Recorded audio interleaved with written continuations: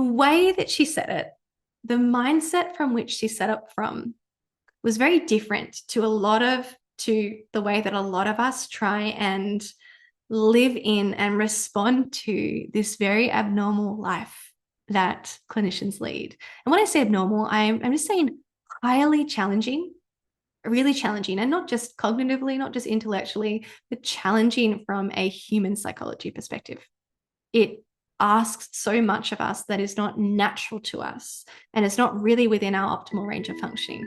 Hello, my beautiful friends. My name is Dr. Becc. And I am Kristeen Barker, and this is Am I Doing It Wrong? A podcast for doctors by doctors. Dr. Becc is a mindset coach and medical doctor who specialises in liberating driven professional women from the limitations of perfectionism, imposter syndrome, and people pleasing. She's basically the cheat code for getting out of your own way, showing up authentically, and living a life you're proud of. And Kristeen is a medical educator and nephrologist who creates resources for doctors in training that I truly think are an unfair advantage. She makes complex topics super simple and takes the pain and uncertainty out of passing your medical exams. Kristeen and I connected a few years ago via our online platforms, and over the years we've discussed countless highs, lows, and in-betweens of doctor life. And in doing so, we've experienced firsthand the power of vulnerable conversations to show us where we're getting in our own way and underestimating our capacity. So we want you to be part of the conversation and experience these same results. Every week on the pod, we'll be bringing you conversations which shine light in dark places,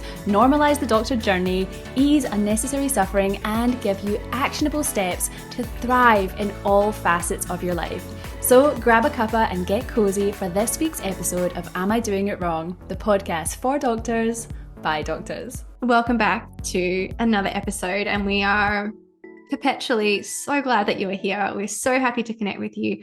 We are so happy and sometimes very uncomfortable to be talking about these more difficult spaces in medicine. And today's episode is going to be a really nice just touch base in terms of recognizing what we are doing here as doctors, and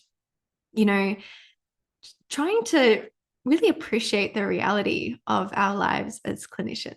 And before we get into it, I just want to mention that in 4 days' time, we're having the How Dare You Darling party, which is a party that is going to set you up to approach some really important, impactful things in the Dare Darling membership. If you want to be a part of it, this is a completely free party. It's a kickoff that's going to set my gorgeous Dare Darling members off on an inspired, energized, meaningful track.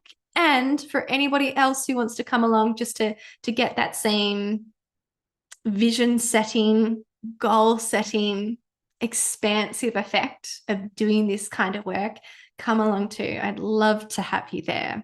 And I'm sure that once you see some of the stuff that we're working on and you're inspired by the other women there, and you can see how coaching would be so, so, so helpful for this very important goal for you, that you're going to want to join Dare Darling with us anyway. So all are welcome. I cannot wait to have you there. Kristeen will be there with us too, partying away. She's one of my expanders, so I'm so glad. You'll probably make me think of a different goal that I'd never even thought of before, just with your future planning. Yeah, I know, right back at you. I actually need a sit down with a goal, a vision and goal party. This sounds like an absolute blast, so count me in. It's a good time, actually. It's like where we passed the first quarter, getting into the second quarter, and going into winter here in Australia, which is a time where you can kind of like sit back and relax and get cozy, as opposed to keep living. So come along to the party. Can't wait to meet you. Can't wait to see you guys who we've chatted to before. And with all that being said, this episode is about, well, it's centered on an amazing experience that I had with one of my clients last week. She came onto a call. She's been with me almost 6 months now. So she's built a lot of skill. She's changed the way she thinks about the world. And when she said this, I was like, oh my goodness, she has got it.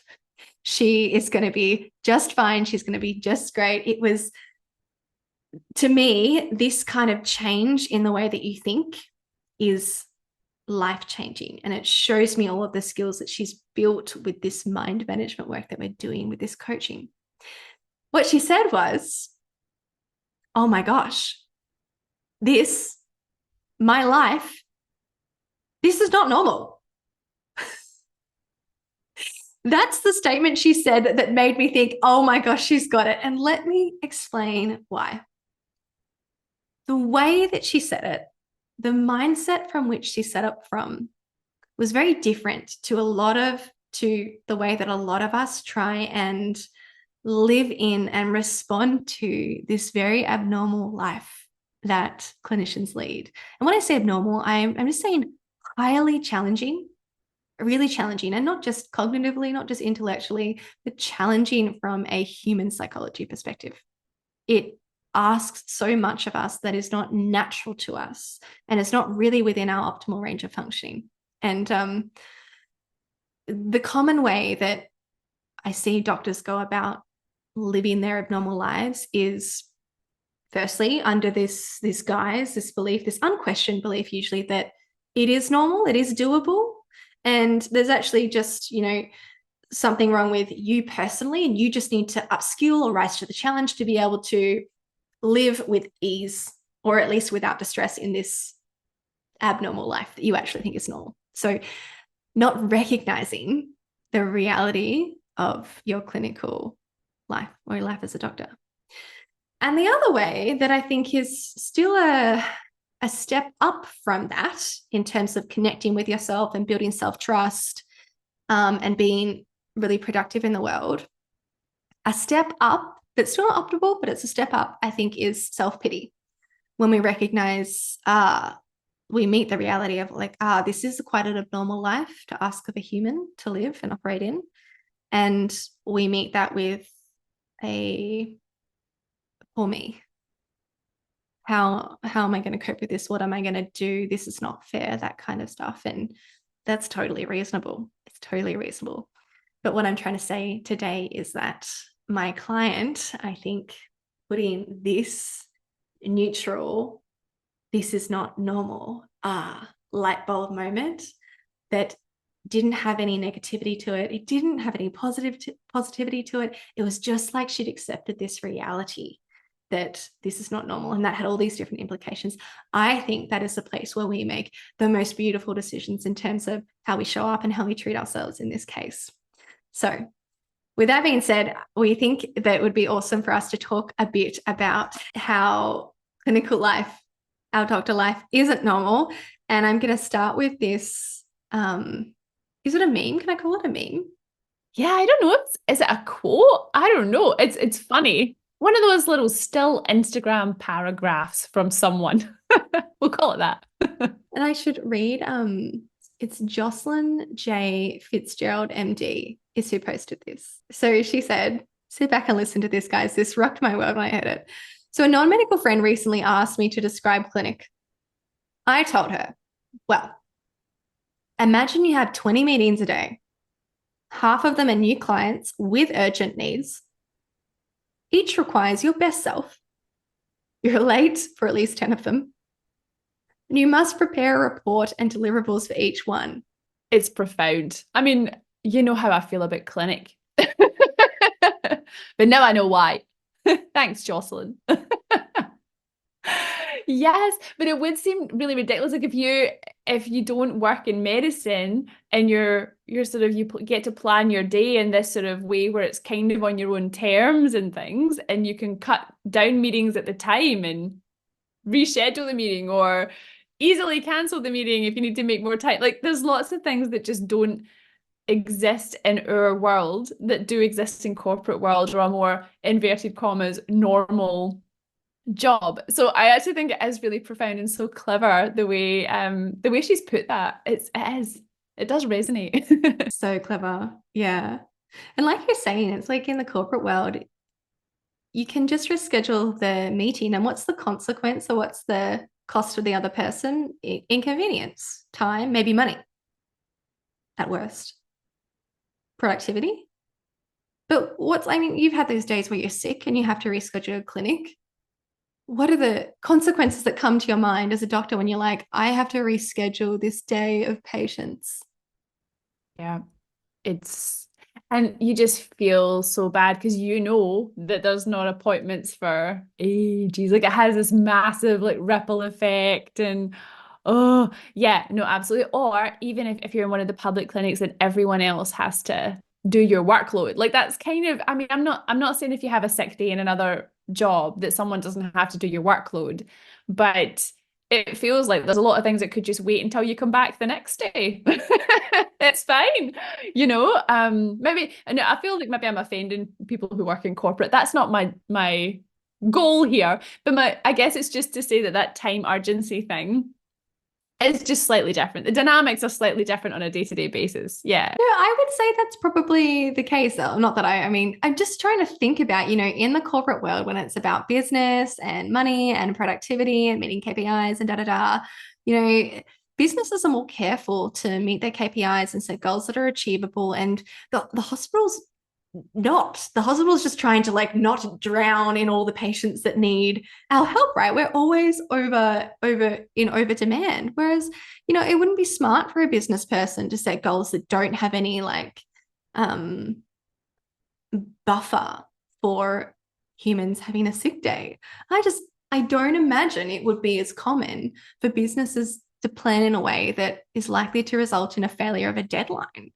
So I think I would imagine that in corporate, if you did miss a day sick, either A, somebody would pick up whatever urgent work is there, but B, you probably would just come back to work and do your work the next day. It probably wouldn't inconvenience your colleagues that much.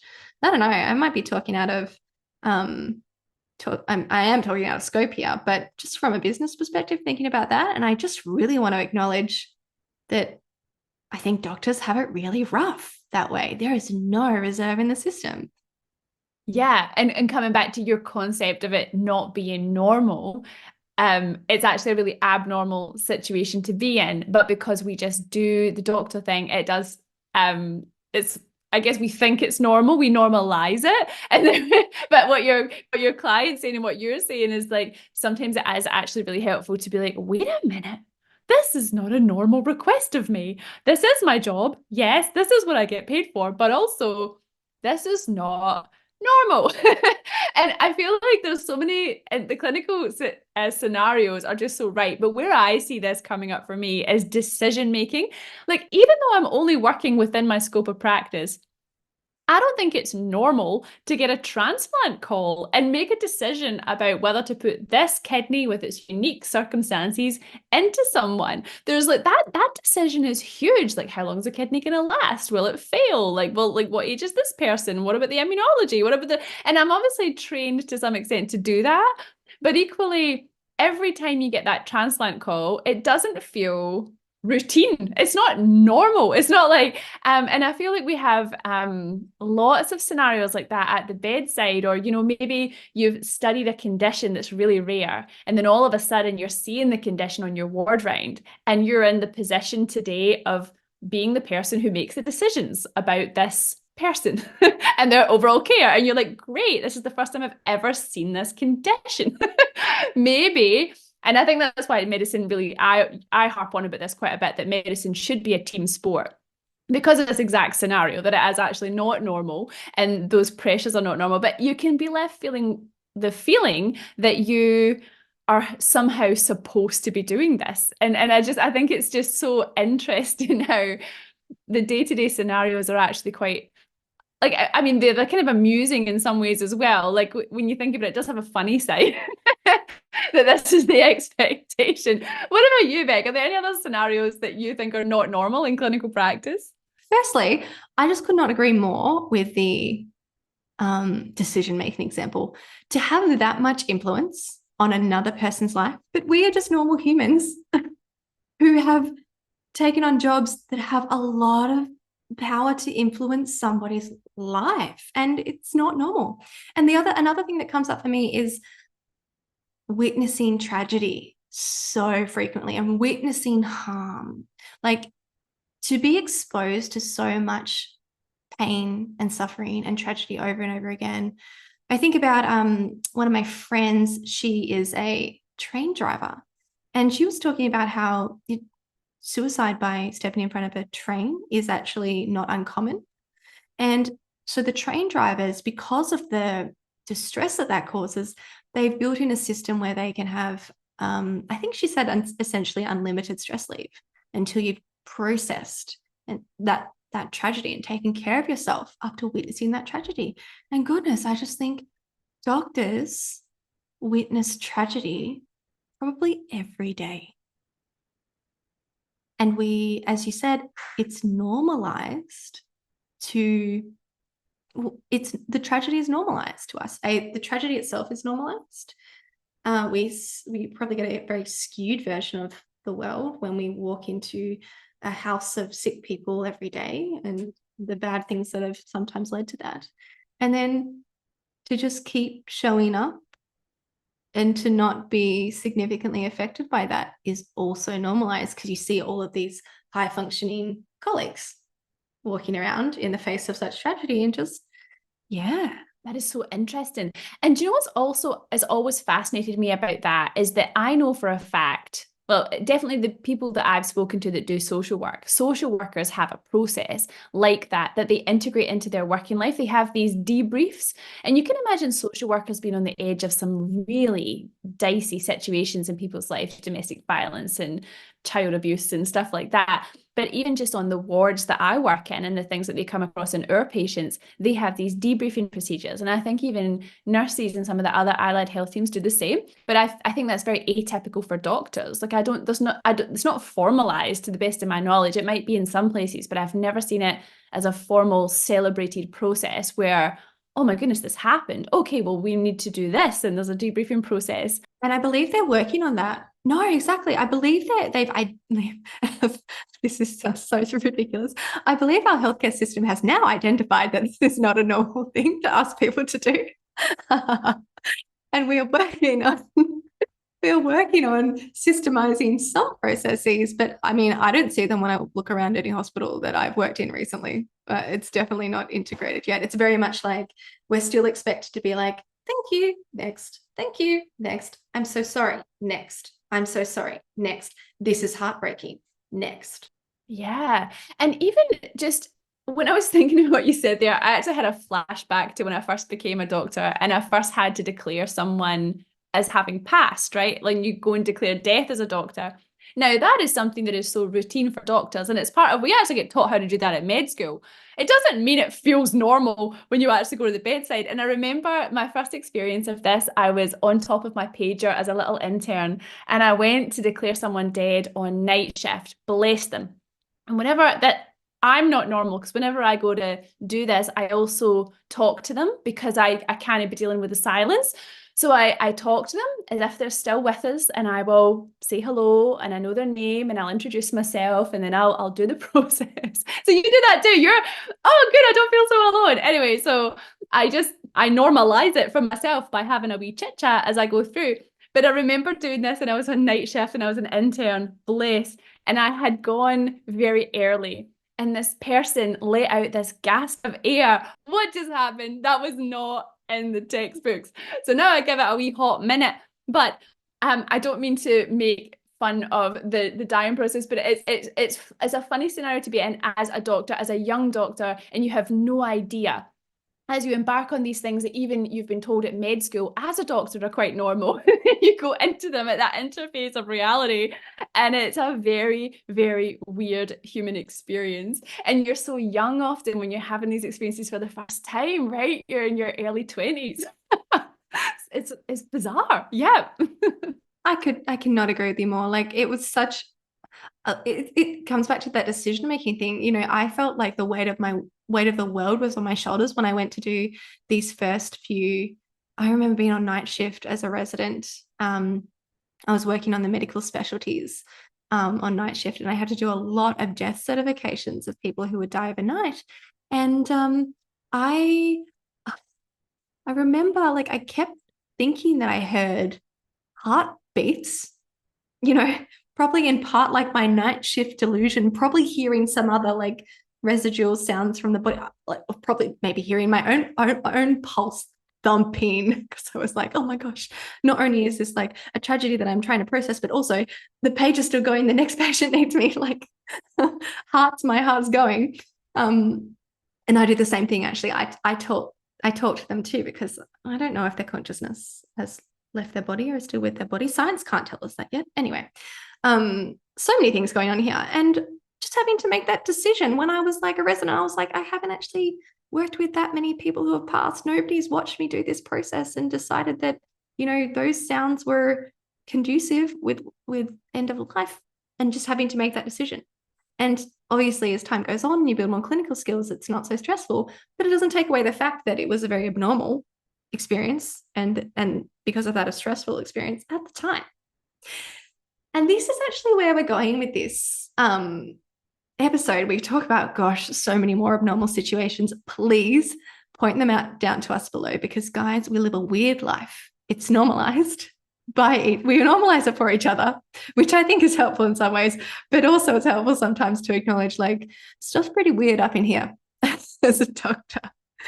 But when my client came to that point of recognizing this is not normal in a neutral way, she could also then come to see how there was nothing wrong with her and nothing necessarily to fix in her unless she wanted to, by having a abnormal reaction or a negative reaction, or not a positive reaction, to this abnormal life, whether it be the individual circumstances, or whether it be trying to cope with and process your day, your week, your month, your year as a whole, as a clinician. When we can acknowledge that it's not normal, we can also acknowledge that it shouldn't be easy and effortless to live this life. And when we can stop judging ourselves for it not being easy and effortless, then we're removing a layer of our own distress and pain that comes with that. Yeah, that was so well said. And I think it's just so beautiful. Just that's really all we have to say today, isn't it, Becc? It's really just that acknowledgement and you sort of setting yourself free, taking off that layer of extra stress, like you say, because it's not yours to hold. There are things to celebrate in the fact that you are showing up every day to do this doctor thing. This is weird, man. This is a very strange situation. So I guess we just want to finish by celebrating you for going to work every day and doing really weird things that you may or may not have been fully trained for, let's be honest.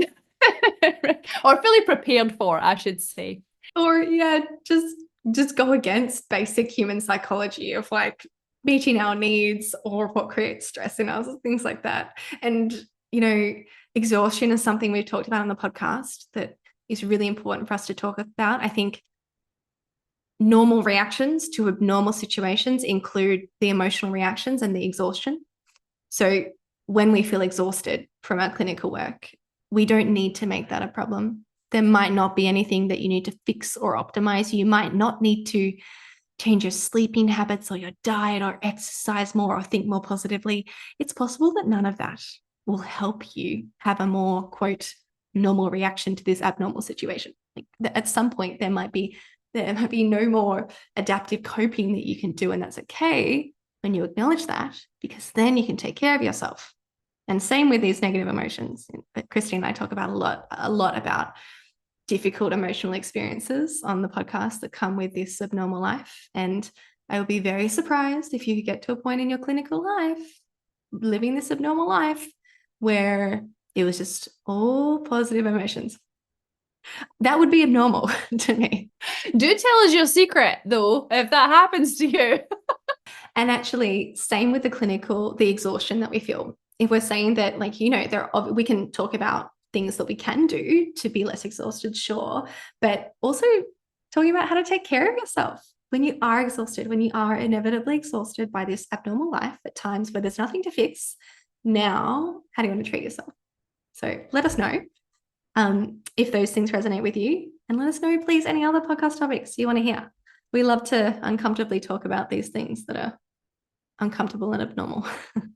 Yes, and of course, in 4 days' time, Becc, the How Dare You Darling party is happening. We will be there. We hope you're there. Click that link, and otherwise, we'll see you again for another podcast episode very soon. Bye. I've been waiting all my life for something. I've been down the darkest roads and up in the clouds, but I've always felt that something's missing. That was until I